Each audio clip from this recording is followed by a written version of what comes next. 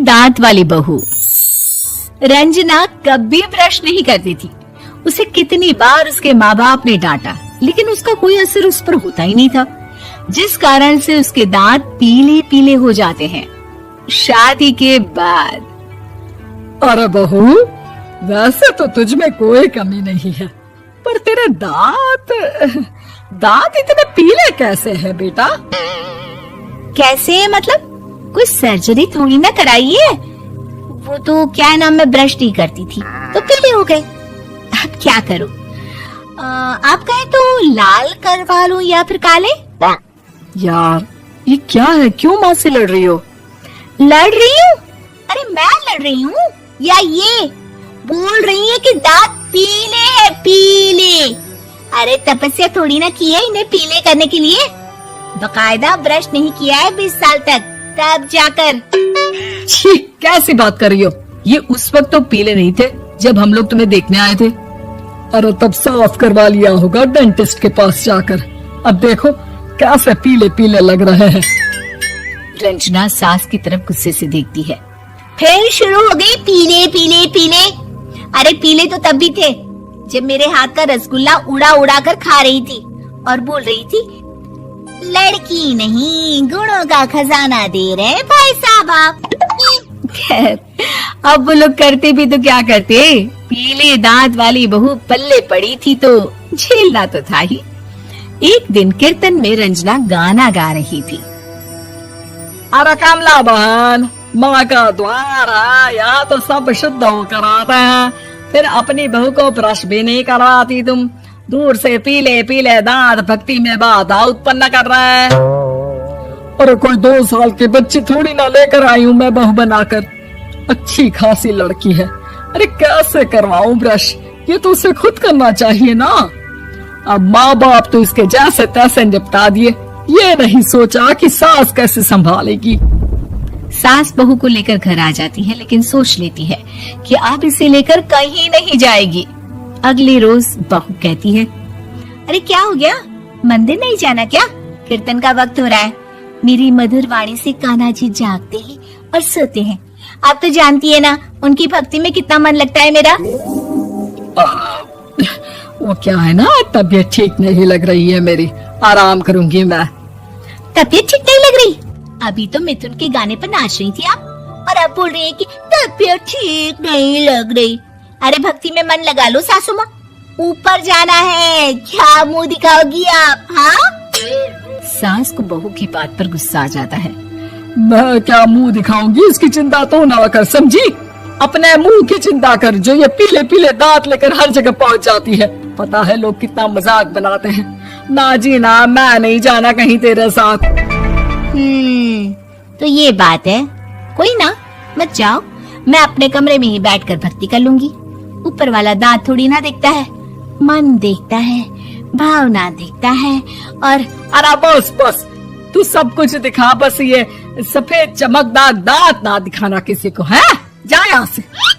बहू को सास की बात का कोई फर्क नहीं पड़ता, वो तो जैसी थी वैसी ही रह जाती है। सुबह नहाकर किचन में खाना बनाना, फिर खाना खाना, कीर्तन भजन करना और सो जाना। एक दिन, माँ जी मैं सहेली के घर जा रही हूँ, शाम को लेट आऊंगी। हाँ, तो जाना, मैंने कौन सा तेरी आरती करनी है घर पर बैठकर। रंजना सहेली के घर जाती है, जहाँ वो पार्टी में जाने की तैयारी कर रही होती है।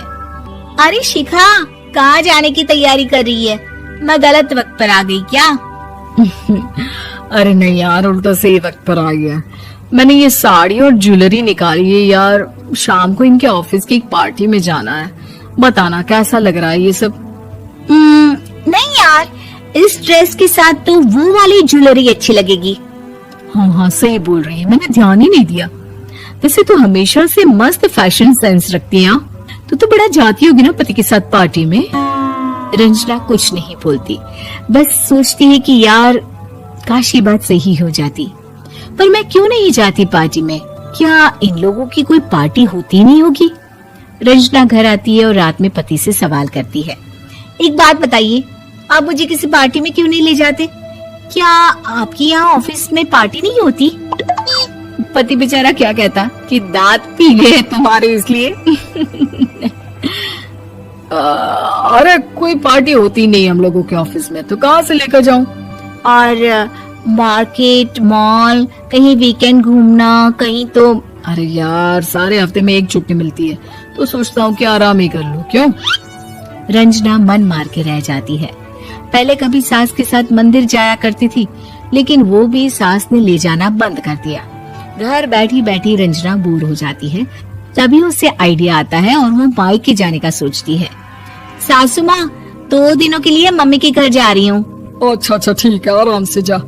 और हाँ, माँ से कुछ अच्छी आदत सीख कर आना कि कैसे शरीर के हर भाग की तरह दांतों की सफाई भी जरूरी होती है, समझी? शुरू हो गई ना आप? वो लोग आपकी तरह नहीं है कि छोटी छोटी बात का बतंगड़ बना दे। उन लोगों के लिए मैं मायने रखती हूँ, ना कि मेरे पीले पीले दांत।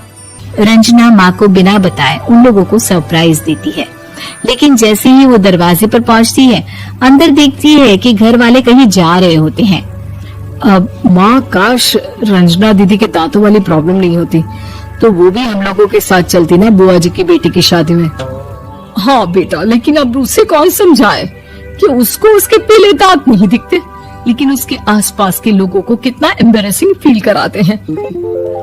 मुझे तो कितनी बार उसके स्कूल की टीचर ने शिकायत की कि उसके साथ कोई लड़की बैठना भी नहीं चाहती, और ना ही कॉलेज में कोई उससे बात करना चाहता था। लेकिन पता नहीं क्यों उसे ये बात समझ में ही नहीं आती। कोई कमी नहीं है उस लड़की में, बस यही कि दांत पीले हैं। वो तो भला हो जीजा जी और उनकी माँ का, जो दीदी को जैसी है वैसे ही रखा हुआ है। रंजना को अपने घर वालों की बात सुनकर बहुत दुख होता है। वो सोचती है कि वो क्या करे, लेकिन फिर वो सीधा डेंटिस्ट के पास जाती है, अपने दांत चमकाती है और कसम खाती है कि वो रोज ब्रश करेगी। अरे क्या हो गया? तुम तो 2 दिनों के लिए गई थी ना, पर कोई ना, अच्छा है, चलो आ गई तो। रंजना सास के सामने आकर खड़ी हो जाती है और पूरी स्माइल करती है, उसके चमकदार दांतों को दिखाती हुई। है? चले मंदिर। माँ, मुझे माफ कर दीजिए, मैंने आप लोगों को बहुत एम्बैरेसिंग फील करवाया। मैं आज से रोज ब्रश करूंगी।